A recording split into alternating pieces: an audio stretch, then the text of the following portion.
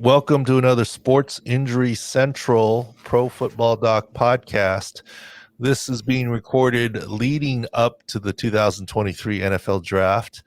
And we're going to start off this podcast with some fun. A very special guest. How would I describe John McClain? Yeah, you don't need a lot of description. You're a dean of NFL reporters. Maybe that's the best description that I can have.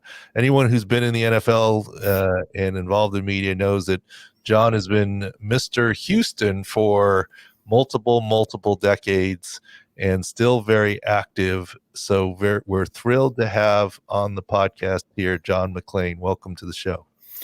David, it's my pleasure. I always like listening to you.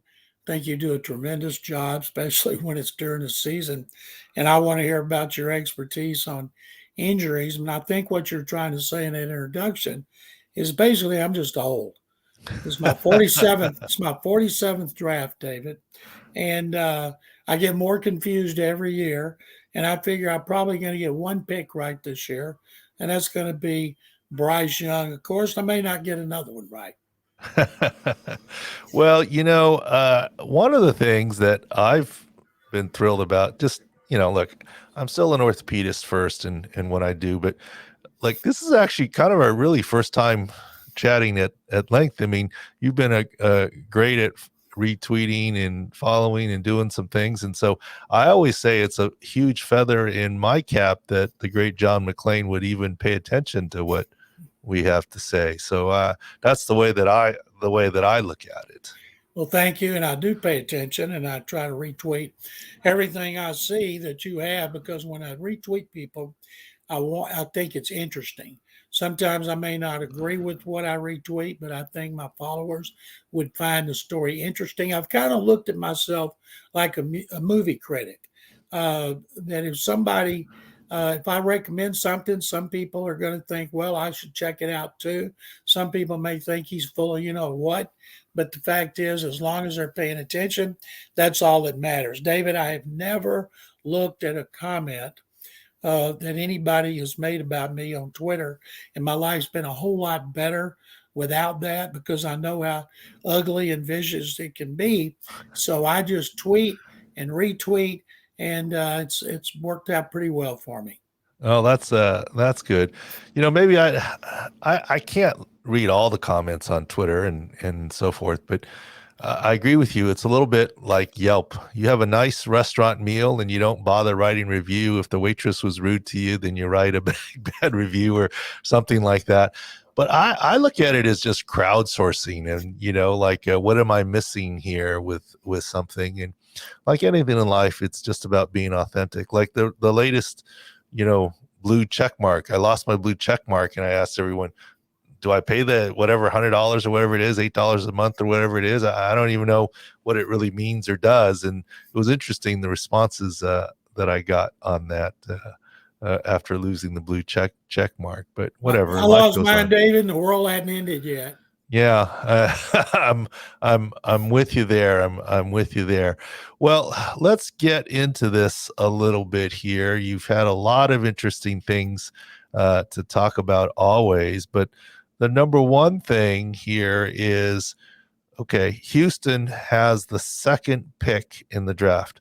First question I'm going to ask you is, locally in Houston and within the Texans organization, in the community and otherwise, how is that final Lovie Smith victory viewed? Are they bad at Lovie Smith? Are they like, whatever, we didn't get the top pick and then the draft pick call that Chicago got, or what's the local flavor on that to start? Lovie Smith had nothing to do with that game, the last touchdown and 2-point conversion.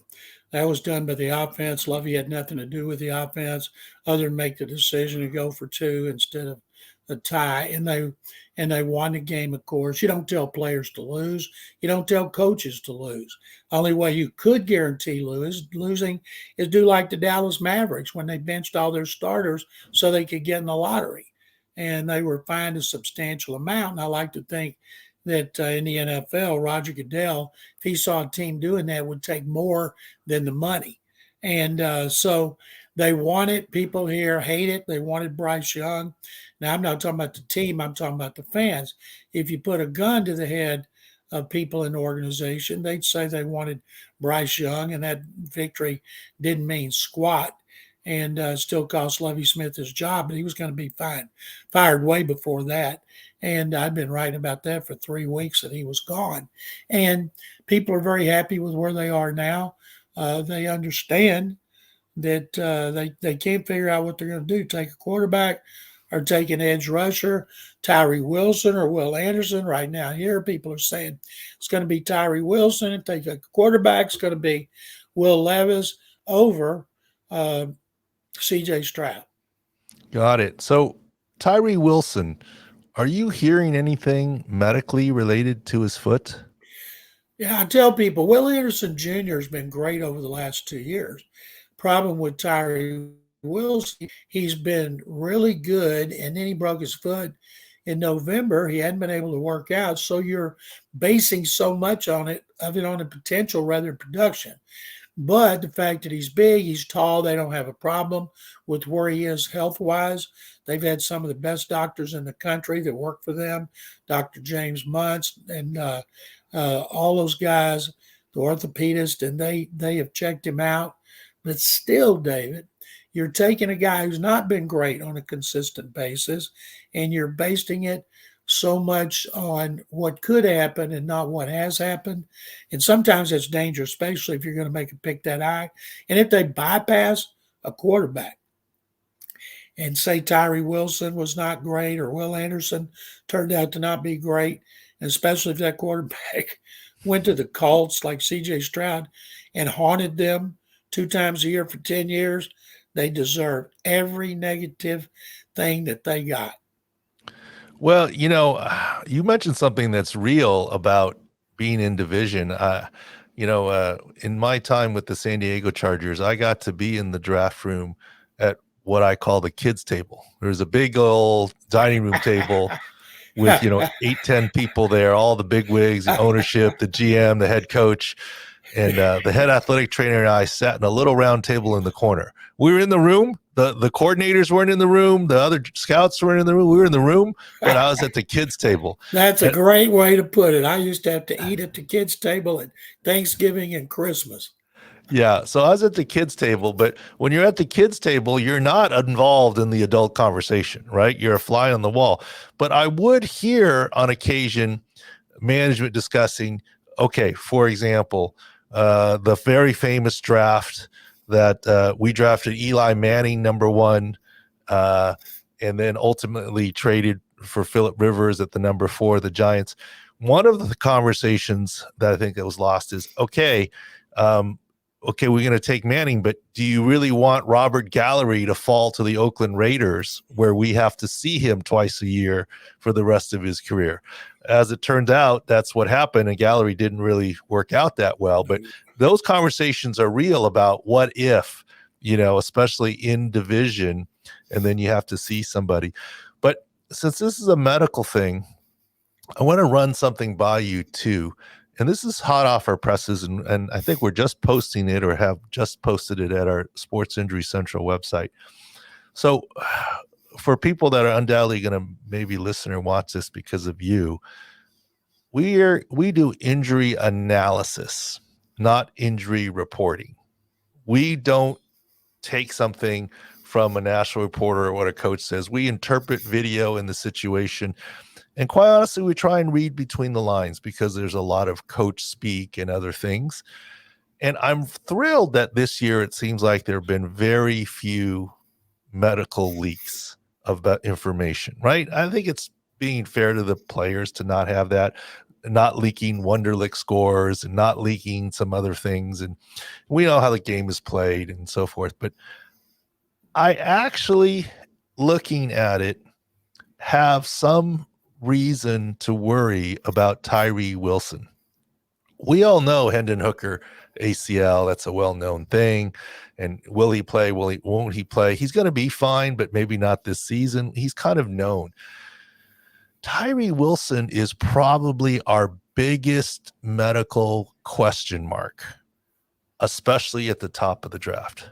I'm not suggesting that I have some insider information. All we work on is insider knowledge and analysis. And I want to run by what we're thinking past you, and you be a reporter and ask me questions and say. So if you go by video, it was a non-contact injury when he was pushing off with his right foot, and the foot basically collapsed. First of all, that's not a Jones fracture injury that sometimes edge rushers get, stress fracture type injury. That's a more major injury. He obviously had surgery on it. That doesn't necessarily bother me. But what starts to get me a little bit as I look at this is the timeline of he's going to be ready for combine and pro day. Then he wasn't for combine. He'll be ready for pro day, and he wasn't. Things got pushed back. And then, of course, he had a second surgery at 4 months, and it was said to be nothing to see here. And there was a note from Dr. Anderson, who, by the way, I think is a great foot and ankle specialist. Nothing impugning him. As a matter of fact, if you ask Dr. Anderson, I might have been the first NFL team physician to start sending him foot and ankle players when he was with the Carolina Panthers. We didn't have anyone that we relied on in San Diego, so we started sending him stuff. And so I like Dr. Anderson a lot, so let's just make that clear. But you have to understand that we as physicians cannot write letters or release any information that the player doesn't want us to release. In another very famous example with Dr. Anderson, which once again, I cannot respect more than I do, Sidney Jones, the University of Washington cornerback, tore his Achilles at his pro day. And there were all these letters from Dr. Anderson saying he can run now, he's clear, don't worry about him, he'll run before. And we were saying this is a red shirt pick for the rookie year. And that doesn't make it a bad pick for the Eagles. I mean, if you're a top corner that you're basically trading, this year's, I don't know what he's taking at 20th pick in the draft for next year's 8th pick in the draft, it's probably a pretty good, trade. And he didn't play basically the whole year except for a cup of coffee at the end to get a taste. And that's not to say Dr. Anderson was wrong. Okay. He just, it's who you are allowed to release information about. When you say he had a second surgery and we're not letting him work out for a couple of weeks because of infection to the wound, I don't know that I bought that sort of thing. I almost would make more sense that he's not working out because he hasn't been able to work out, so he wants to show his best and he can't. And a lot of times, and the timing of hardware removal at 4 months, to me, is a little bit unusual. It's more in the timing of replacing hardware than it is taking hardware out that's across the joint. Either hardware that's bugging you long-term comes out at 6 months. Hardware that was always planned to come out would come out at 3 months. That 4-month window. So it's very speculative. It's based on there was a major injury, I believe, maybe to the Lisfranc joint, and a second surgery that doesn't time out. So I'm sure Houston and all the other teams already know this. They got to look at him, right, in his exams. But we have our suspicions that this is the biggest draft health question to us at the top of the draft.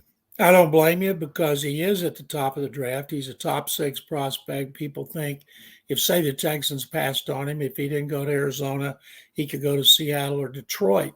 And anytime you got a player, especially a big man, who has a foot injury, I'm very skeptical. I've seen too many athletes have foot injuries. They may come back and play, but they seldom come back at 100% and have the quick twitch and the quickness off the ball. And they may make up for it in a lot of ways. Give me a torn ACL any day of the week because you guys fix those things perfectly. The way medicine is today in rehab, it's amazing how successful they are when they come back. But I think it's scary. And if it's close, I would take Will Anderson Jr. anyway, but especially in this situation, I'd like somebody else take that chance. Yeah. And just for the record here, look, I don't need people saying, oh, you're hurting this guy's money or something or his draft stuff. teams aren't going to listen to what I'm saying. They examine him and look at his MRI and x-rays, and they know more than I do from the outside. But from the outside, using our insider knowledge of how this works, this is my biggest worry or suspicion at the top, that he may have some lingering medical issues in his foot that might make him drop some. But we'll see. The teams will each make their own decisions on that. I think people here want the Texans to take a quarterback at number 2 or trade down and be guaranteed of getting a quarterback, because if they go through the first round of the draft without a quarterback, unless they think they can acquire Trey Lance, and that's another one I'd like to ask you about. You know, Brock Purdy said last week or the week before he may not play this year because he's had Tommy John surgery, and the 49ers have certainly not said that or hinted at that.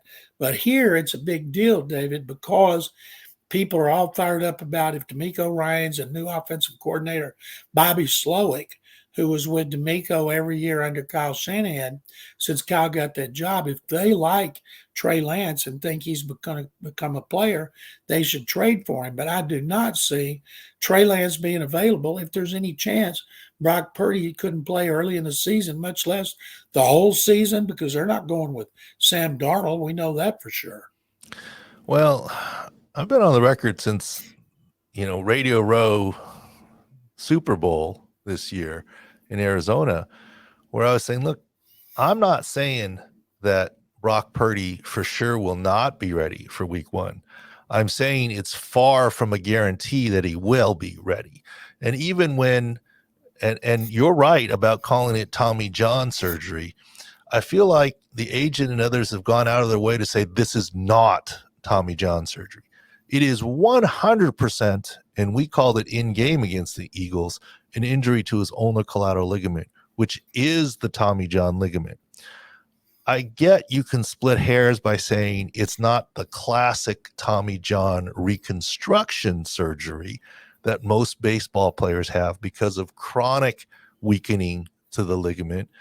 And this is more of a primary repair, making it different than the classic Tommy John surgery, but it is still surgery on the Tommy John ligament itself. And that's without question. And there's no guarantee of his return. I remember at the Super Bowl, there was a national reporter that said, everything's fine. Don't worry that he hasn't had his surgery. He's going to have it February 23rd, and he's going to meet with the doctor February 22nd. I'm like, not only have you not had the surgery, you haven't even seen the doctor, yet we know he's going to be ready for training camp. That just doesn't make any sense. That's like saying the draft hasn't happened and Nick Caserio saying we've had a really successful draft. We look forward to next season. I mean, even when the draft is over, you don't know that, right? But at least let the surgery happen before you come up with this stuff. And of course, we all know the surgery was delayed a little bit. So I think at this point in time, it is still far from guaranteed that he's ready to go. But I think the question is, do they want to move Lance out of the building, or what can they get? That's a decision made at a different level than me. And the other thing I want to, and John, at Sports Injury Central, I'm always called the old guy.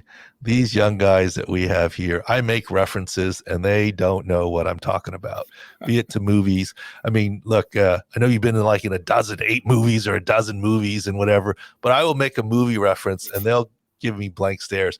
Okay, it's true. I probably haven't seen movies in the I saw Air the other day. That was good. But even then, that was a movie about old stuff. I think I lived Air the first time around. I was in Chicago.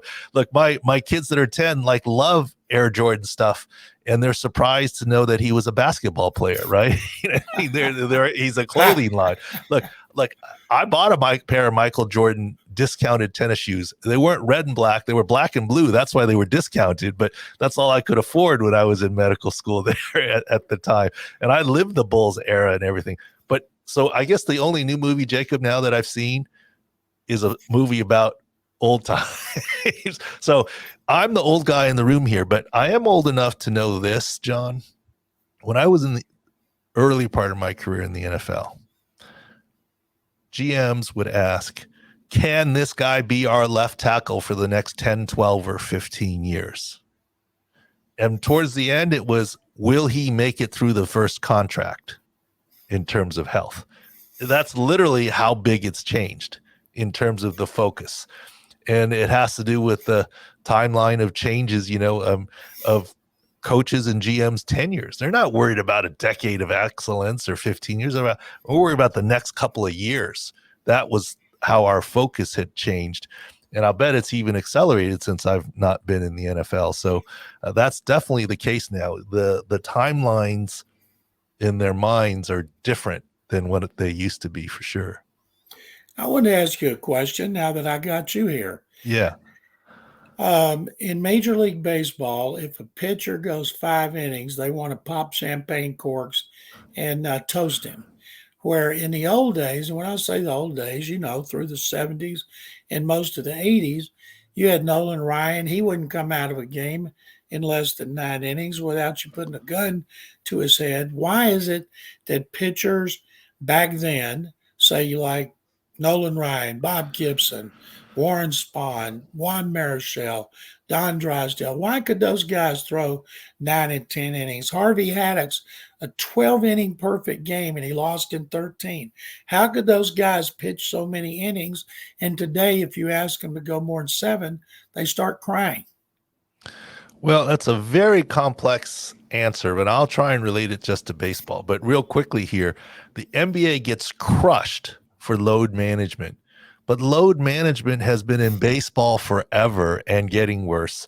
It's in the NFL too. But to answer your specific point, it's like any question, it's multifactorial in terms of the answer. There isn't just one thing. Look, I'm old enough to know that your rotation was a 4-man rotation, and you were the oddball if it was a 5th-man rotation. Look, I grew up in L.A., and the Dodgers relief pitcher would come in the 8th and the 9th, sometimes the 7th, 8th, and 9th. Right. And a quality start was considered 7 innings, not 5 innings. Right now it's 6-man rotations and this and 8th inning specialist, 9th inning specialist, all this stuff. I get it. Part of it is our awareness of injury, but part of it also is potentially if you look at the number of pitchers who throw 100 miles an hour and more. Nolan Ryan used to be the only guy who could do it. Now there's dozens of dozens. So one of the things that I say a lot in terms of injuries, as players get bigger, faster, stronger, guess what? In football, your Achilles doesn't get any bigger or thicker than maybe mine or your ACL.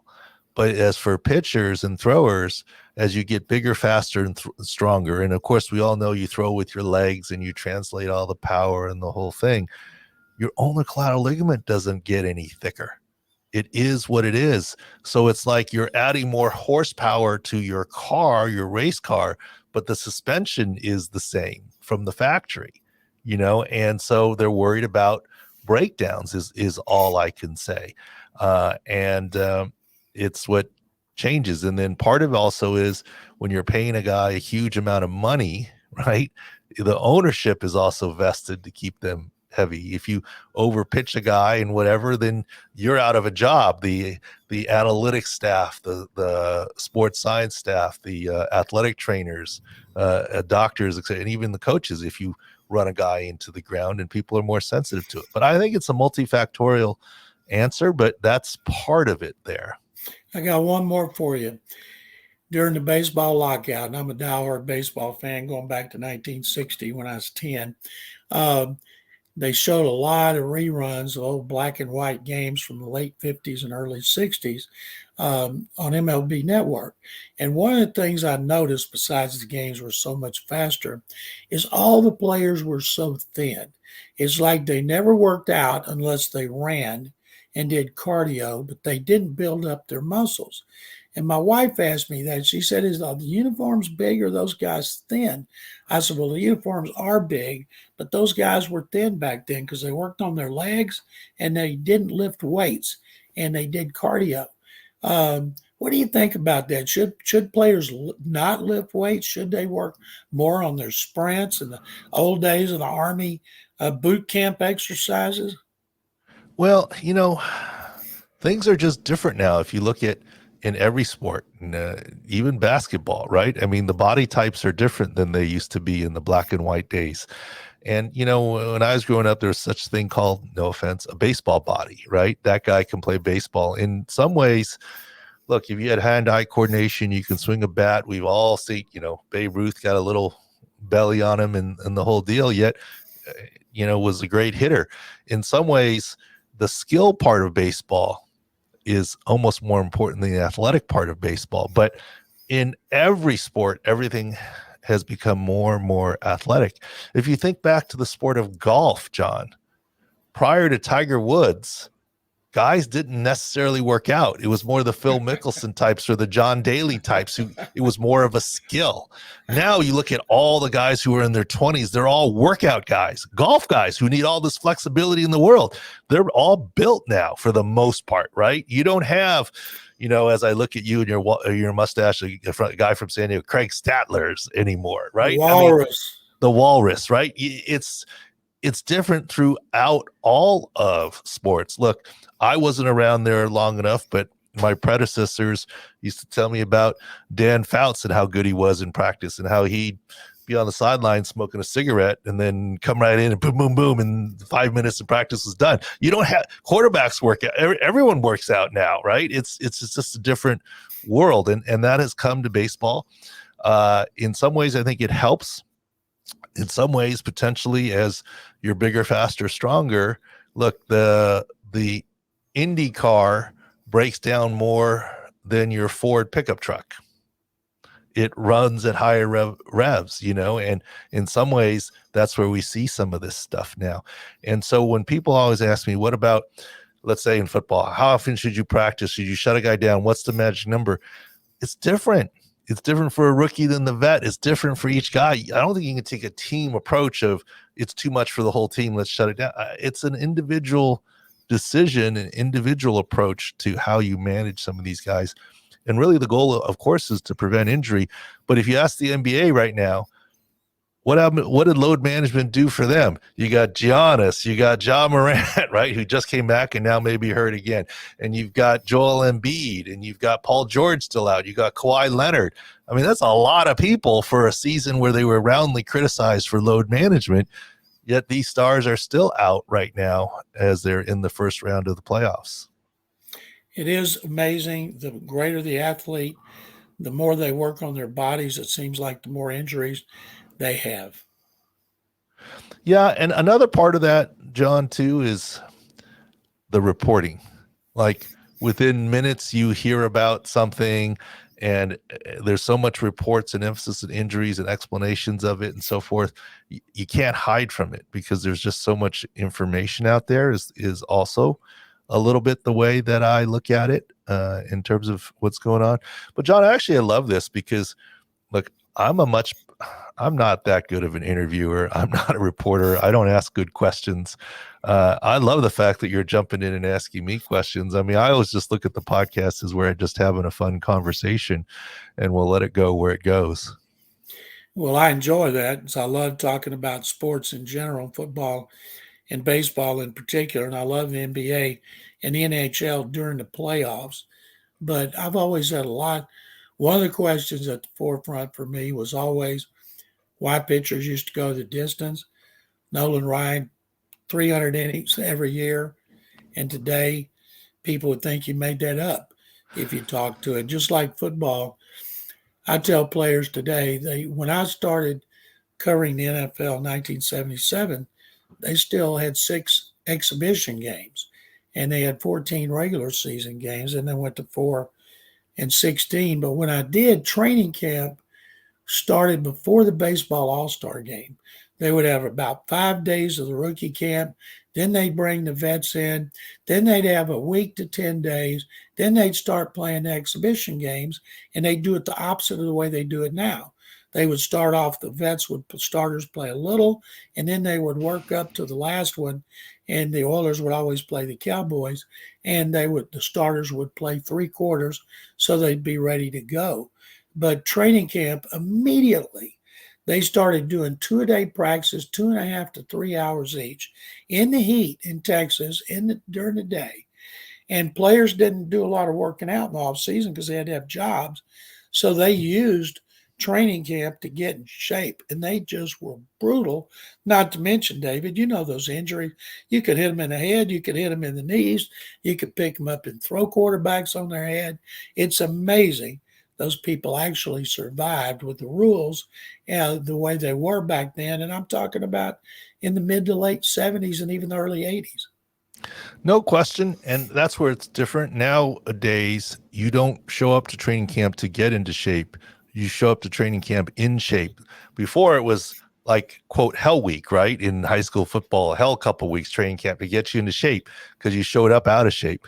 That's not true anymore with the athletes. And you know, they are year round at their craft and profession. And so you're more worried about burning them out, so to speak, or doing too much.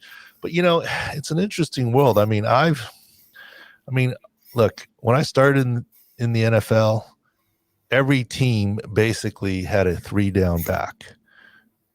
By the time I was done, very few did. Now look around the league. Who's got a 3-down back? Nobody, right? You've got the nickel corner, the pass rush defensive lineman, the run stopping linebacker, the pass coverage linebacker. I'm the blocking tight end, the passing tight. I'm surprised nowadays that you don't have more platooning of quarterbacks in certain positions. They don't call plays anymore. In the old days, okay, they called plays. They needed the flow of what's happening. That you don't even have more specialization there on certain downs and so forth. That's just the way the world is going, I think. I'll tell people to Google this. Eddie LeBaron and Don Meredith rotated every play for the Cowboys. I got a great conditioning story for you. One time, Earl Campbell, the great Oilers running back, first pick in a 78 draft, first ballot Hall of Famer. Earl came in. Earl back then weighed about he's 5'10". He weighed about 225 to 235, depending on what time it was of his career. And he had humongous thighs. And he didn't run a good 40, but people didn't catch him.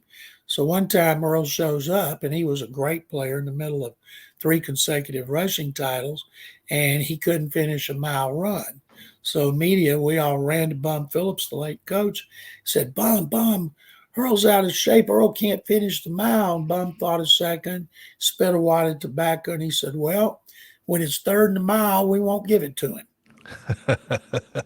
Well, I didn't know Bun Phillips, but from that story, I know very well where Wade gets it from, because Wade, I've had a lot of experience with, and his son Wes, who's in the league, you know, Wade is awesome. I could see the apple doesn't fall far from the tree there in terms of that sense of humor. My first training camp in 77 was in in Nacogdoches, Texas, East Texas State University, in a terrible dorm. And I went to watch the baseball all-star game in the kitchen on a little black and white TV. And I was sitting on a bench while they were cleaning up the kitchen watching it. And this blonde-haired guy came in, sat next to me, and I introduced him. I said, I'm John McClain from the Chronicle. And he goes, Wade. And I've known Wade ever since. Wade is awesome, right? And his son's the funniest guy around. Great sense of humor. Super great sense of humor. Yeah, Wade is the best. And he's in the XFL playoffs as a head coach of the Houston Roughnecks. Yeah, and you know, it's interesting. You know, there's at different times in the NFL, Wade would still be revered as a head coach, but now with the tremendous youth movement, boy, if you're 50, you're old, right? I mean, he had a winning 40, record. you might be old. He had a very impressive winning percentage of 600. But, you know, the game passed him by, the NFL. But he's happy as a pig in slop coaching football, even if it is in the XFL, because he's winning and he's having a blast. Great. So with your new gig, do you have a house full of new furniture now? It was so funny. I was retiring after 47 years at the Houston Chronicle, 50 years in this business. And I was going to I do 11 radio shows a week, 6 cities, six times a week on the Texans flagship, sportsradio610.com. So I decided I would do that for a year, and then I'd ride off into the sunset. And station asked me if I'd write a column for their website. And I said, sure. That ended up being 3 columns and 3 podcasts, as well as all my shows. And then about a month later, Jim McInville, Mattress Mack, asked me if I'll meet him at a store. I go out there and he says, I think I got a way for you and I to make a lot of money. I said, you already make a lot of money. He said, well, I like to make more. And I said, well, I would too, but I don't know anything about selling furniture. So he said, nope. He said, I'd like to start a sports website. And we have gallerysports.com. There's no paywall. We have columnists, me, Richard Justice, longtime Chronicle, Washington Post, MLB.com, John Lopez, another former Chronicle and columnist, and we cover all sports. And I have a blast. And one reason I have a blast is I'm writing for both websites. I don't have deadlines, David. If the game's at night, like I'll write about it the next day. And one thing I like the most, Mattress Mack said, oh, you go anywhere you want, anytime you want. And he said, oh, yeah, you'll fly first class everywhere. I said, I'm in. Well, that is very much like Mattress Mack. I don't know if you know this. I've met Jim and Mattress Mack and his son, and I thought he was an interesting enough character. I've actually had him on my podcast one time. He is an interesting guy, and he does everything he can to promote gallery furniture and gallery sports because it's all about selling furniture. And he may be the country's foremost furniture salesman, an institution in Houston because of all of his charity work. But I have had a blast. David, I feel like I died and went to heaven and never expected it. I mean, what he does there is so interesting and different. Like, I mean, first of all, he works on the floor of gallery furniture. 6:30 a.m. to 8:30 p.m. He is not sitting in an executive suite or whatever. Ooh. He works. And I remember the thing, you go there, like, and he's right. Like, you walk in and there's ice cream, and go grab some and bring the kids and chips everywhere. And you sit on the furniture, not, stay off and don't get it dirty, and gives you food. Like, honestly, if I lived in Houston, I'd go shop there because you don't have to get a babysitter. You bring the kids and they'll actually come with you as they go And shop. David, if you buy the furniture today, you get it delivered tonight, free. Oh, there you go. The brand. And he's taking me on a tour of the warehouse and back, and it's 100,000 square huge. feet. It's a huge thing. Trucks. Yeah. And obviously he does a lot in the sports industry and in Yes, the gambling and gaming. Including betting. Oh, yes. Very interesting guy. A lot of that. I think it's a match made in heaven for you guys. So congratulations on that. Thank John, you. we could talk forever. Anything else you want to cover here? Thank you so much for coming on. I David, really it's appreciate my you. pleasure. It's an honor. I'd like to do it again sometime. You let me know. I'd love to do it. And just say when. All right. Thanks a lot. The great John McClain. And we'll take a quick break and we'll be back with the rest of the Sports Injury Central Pro Football Doc podcast. All right. Welcome back to part 2 of the Sports Injury Central Pro Football Doc podcast. Jacob's here. Taylor's here. Thanks to John McClain. That's really the first time I really had a chat with him. And we've sort of had a Twitter relationship. He's been pretty straightforward. And I think he's a dean of NFL beat reporters, et cetera.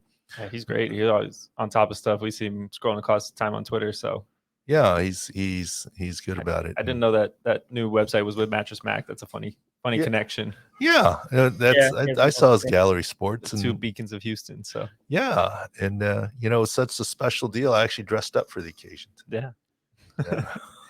I was hoping you'd get to the part where Rich Eisen helped him get out of a speeding ticket because he was doing a Rich Eisen show when he got pulled over, and he hung up and then came back and he got off the speeding ticket because he told the cop why he was speeding. Oh, sorry, I didn't realize I was talking to Rich Eisen. That's a pretty good excuse. Yeah, that's a pretty good excuse. I could tell he wasn't in the car, otherwise I would have gone there, Right. I mean, I guess we could have said, did we get you out of some house chores or taking out the garbage today or something? He's too busy for that. Yeah, it does sound like retired, but not retired. He's busy. The other day, last week, I was in my other office when we were doing the Jim Rome thing, and I'm on with him, and I decided to step out of the office because this cell phone reception, in the office, you hear overhead paging and whatever. I stepped out of the office and I didn't quite have time to get to my car to shut the door to be in silence. So I'm like outside the building, just like on the sidewalk, and I'm doing Rome, and super nice patient comes up and offers me a cookie or a donut or something that she was bringing to the office, or this other office, and I was like, I can't. That was a little hard to explain that I was being rude, but I couldn't exactly. I was like, I'm just on a national signaling. radio show. No, Yeah. I didn't say that, but I was just like, There's not a hand signal for there was that. there was some hand signal for that. I'll see you upstairs kind of thing. Like, Yeah, exactly. She was just being nice, but it wasn't a speeding ticket. But yeah, One that didn't get mentioned. McClain had great questions, but I wanted to get to John Metchie because GM shared an update the other day that he's making good progress. They're hoping that he can get back for training camp.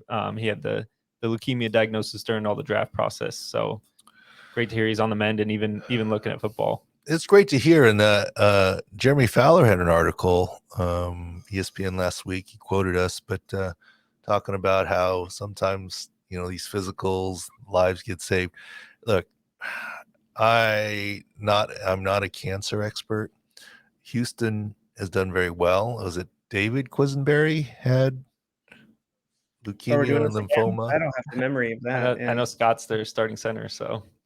No, I think it was Quisenberry brother. What life was saved from cancer there, and he's in the league. Was David? Yes, David. Yep. David, okay. Thank you. John Hodgkins. Well, he can talk to his brother on the same team, so he'll have a link there. Yeah, and then David's in Buffalo now, maybe. But anyways, whatever. So Houston's done a good job. Jim Muntz, who John McClain shouted out, does a good job with that. But Metchie's recovering from his ACL, so this should have been his good year from his ACL. Right. December 2021. But let me tell you, it's still too early, but first of all, you don't even know who their quarterback is going to be. That's another concern, but I wouldn't buy too high on John Metchie yet. Just not because I'm a hater on the situation, but I mean, beating cancer is beating cancer. There's likely chemotherapy involved, which means weight loss and energy. Right. And I wouldn't expect much. I hope he's ready for training camp. Right. I hope he's ready to go for this season, just for him and his life. But I don't see this as a breakout year for John Metchie. He's just got too much. So Doc, maybe this year is like it should have been last year, like a figure out year. He's a rookie. He needs to figure out the NFL. This is a jump from Alabama to cancer to this, right? He needs to. Yeah, and with his cancer stuff, my guess is he was away from the team a lot, right? So I always say it's like all of us in life, right? If you have one problem arise, you're much more capable of solving it rather than a new challenge, right? For example, if you I don't know, your car breaks down, it's a big deal, but you're in your home city, you're much better off. If your car breaks down and you're in a different city, oh, holy smokes, what do I do now, right? You're dealing with two things. So he's dealing with injury as well as entry into the NFL. It's one thing for Odell Beckham to deal with injury. He's not dealing with entry into the NFL. You could argue he's got a new team. Okay, fine. But that's a lot easier when it's just one thing. Now he's got the effects of cancer and chemotherapy in addition. I'm not saying he's not going to make it, not be any good, but I wouldn't expect too much. Anything you get out of John Metchie this year is awesome. Right. And let's hope for year 3 being the year for him. Right. You can check out our draft guide on the website. I know we talked Tyree Wilson earlier with John McClain. We got more on Hendon Hooker and Dalton Kincaid and a host of other people at the top of the draft. So check that on the website. Let's go to NBA. We got some breaking news from the Kings-Warriors series. Obviously, Warriors battle back in a tough game 4. De'Aaron Fox just announced from Shams and Waj left index finger fracture. He's going to be listed as doubtful for game 5 on Tuesday. They're saying it's the tip of the index finger. Is that better, worse, surgery, anything like that? He finished the game, right? Finished the game. How'd he do late in the game? Happened in the fourth quarter. They said midway. We don't have exact numbers, but he had 38 in the game, 38, 6, and 8. So he was filling it up. Dominant hand. Correct. Yep. That's going to be an issue. Ball handling, shooting. the fact that it's the tip is much better. If this were the base, much worse. The tip, much better. Doubtful. Okay, leaves hope alive, but I don't think he's going to go. I think it's more likely somewhere in doubtful to return this series. Wow. I mean, the fracture isn't going to heal in another 3 days or 4 days. I don't know how long the series is going to go. It's not going to heal. It's just, can he manage it? What sort of splinting can he put on it? You can't buddy tape it. You can't play that way, index finger to middle finger on your dominant hand. So what sort of splinter protection can you put on it to still be effective? And obviously it affects your touch quite a bit. So they play Wednesday, Friday, and then Sunday. I had the days wrong. So he gets an extra day of rest. So Sunday, they played this last Sunday yesterday, then 2 days off, play Wednesday, day off, play Friday. Is it a chip fracture? Is it a non-displaced fracture? Is it a displaced fracture? The type of fracture it is. And yeah, we'll get you a video. So I mean, look, if it were his the best case scenario would be non-dominant hand, tip of the pinky finger. Okay. Right. But this is index finger. At least it's the tip, not the base. But it's a big deal. He's a good player. And it's not a pain tolerance like Jaw's hand. I think it's effectiveness. I mean, in terms of ball handling and shooting. I think this is something that will swing the series too. This is huge. Like you said, he's their best player, and he might be out when it's 2-2 right now. And the momentum has shifted a little bit. Yeah, you can get the latest on him on our Insights tab on the side of the website. Well, this just happened. So we'll pull the film, do our own process. We'll talk to the other docs, and we'll figure it out. Okay? So this playoffs has been interesting, right? We have Embiid, Giannis, Ja Morant, Kawhi Leonard, Hero, and now Fox. In a busy that's a laundry list. Victor Oladipo, you don't like him? Oladipo, I'm sorry. Yes, yeah. No, that's a lot, especially when the NBA was so roundly criticized for load management. Right. I mean, imagine where they'd be at without this load management, I guess. Yeah, you had made a video on Embiid. We had an article up on the website, but just for podcast listeners who haven't gotten it real quick, Doc Rivers said 50-50 for the start of the series. We looked at video. Didn't know you could sprain your ACL. That's a new one for me. So, well, what's the recovery timeline? I know we don't like 2 to 4 weeks or whatever because it depends on the player. But is this something he can be 75% in a week? Well, technically, when you tear your ACL completely, it's a grade 3 sprain, and a sprain is a tear. Right. Mm-hmm. Typically, when you tear your ACL, it's more often than not all or none. Imagine this.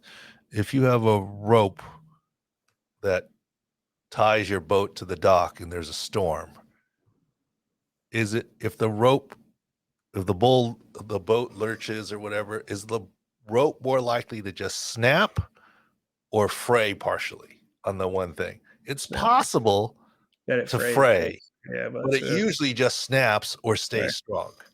And that's kind of ACLs. Partial ACLs are not that common, but by video, there's suspicion for it on his second step along the baseline. Mm-hmm. And that's what fits what Doc was saying. And I'm told he was very candid.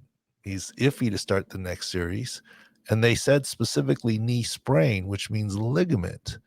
They didn't say it was a strain muscle. They didn't say anything. They were very specific. And so if they're using the words correctly, yes, we do believe he has an ACL injury. Okay, but it's not this guy is falling and he's done and he won't play next year. Hopefully if it is an ACL, that it's just partial, and that would fit the possibility of returning the next series. The telltale sign would be when he comes back, does he have an ACL brace on? And that's what we'll be watching for. Now, he may say, I just can't play with the brace, so I'm going to go without, and I'm going to do tape or something else. But we'll look for that telltale ACL brace. They've got a few days, right? Because they clinched 5 days potentially is when the next series would start on Saturday against the Celtics or Hawks. I'm glad the way that you guys presented the video and the thing, because if we're looking for clicks, you can just say Embiid with ACL. Yeah. But it's like, that's not what we're trying to say. It's not doom and gloom, but that is. We know the Philly fans are going to freak out anyways. So Philly fans, Philly fans don't always love me. They do freak They're out. going to be mad at you if he plays game 1 and he goes off. They're going to be, what do you mean ACL sprain? He had 40 points, right? That's how it works. We can't control that part. You Philly fans, Taylor. I would text you that. Yeah, I won't tweet you. I'll keep it between us.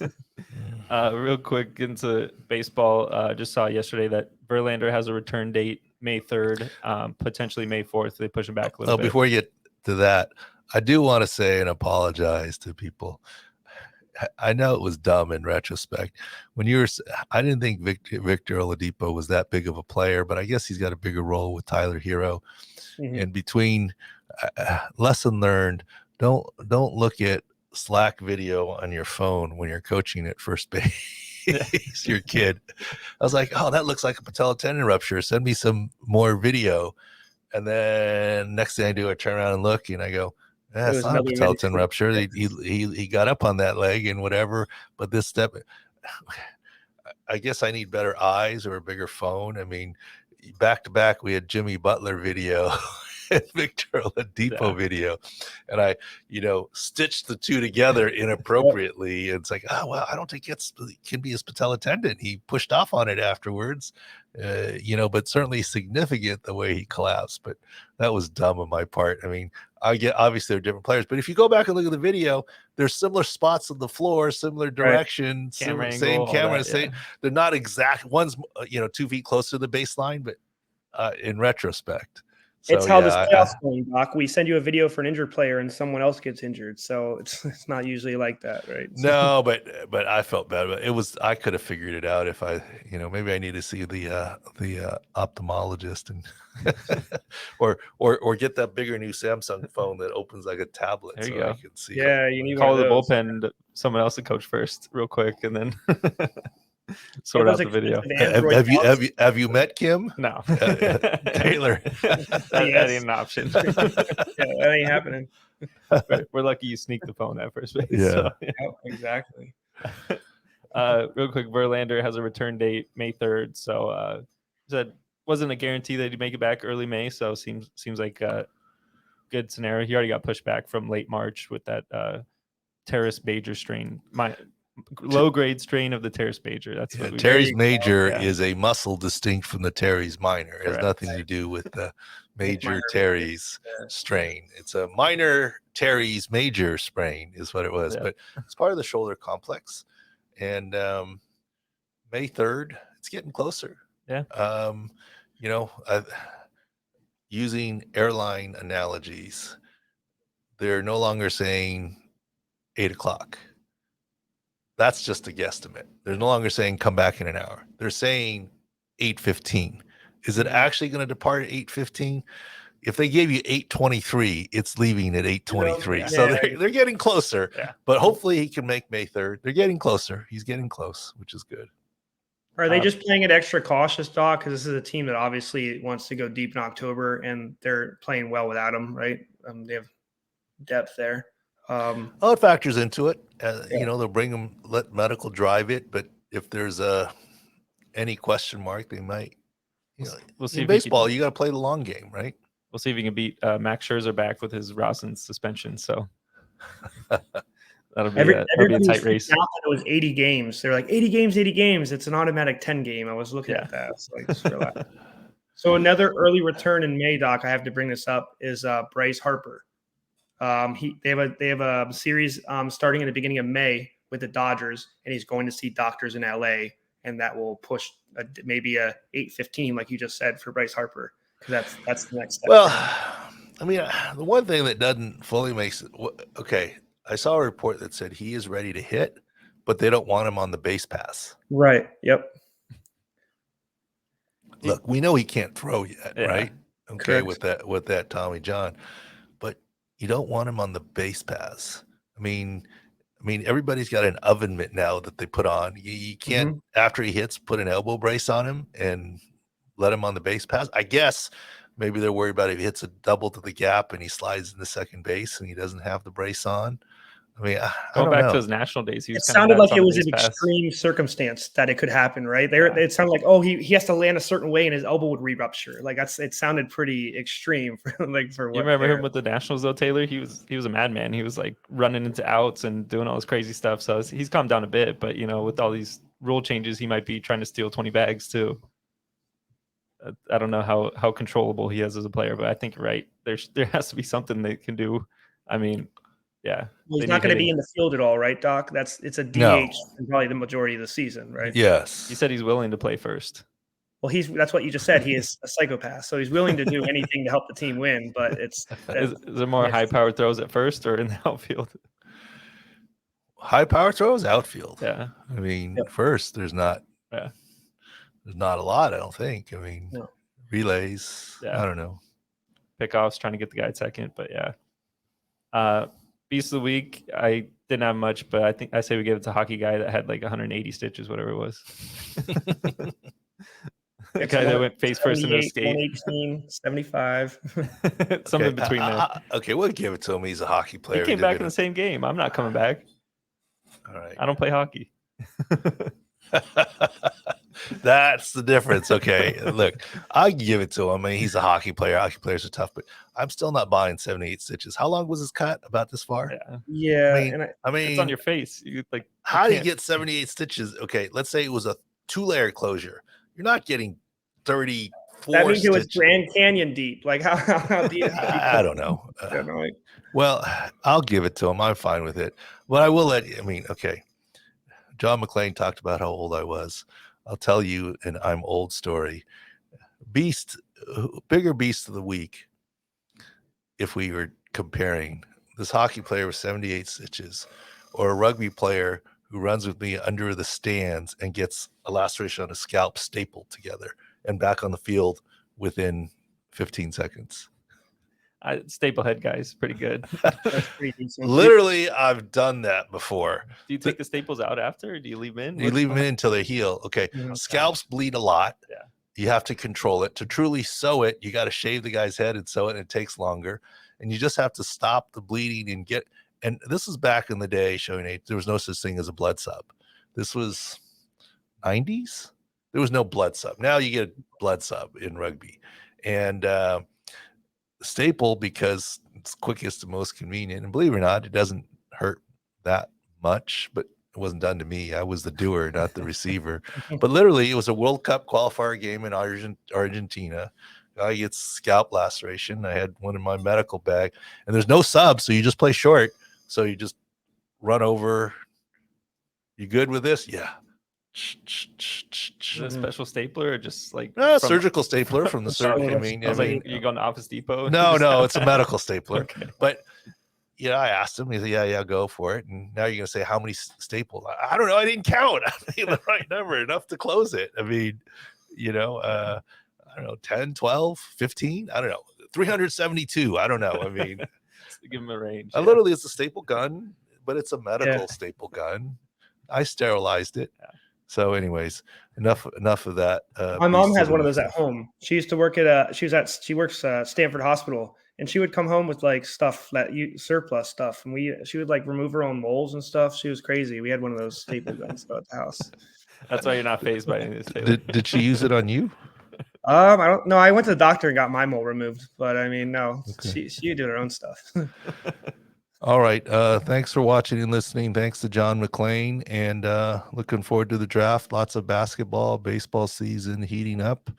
And thanks for watching. Hit the subscribe button and go to sicscore.com. Thanks.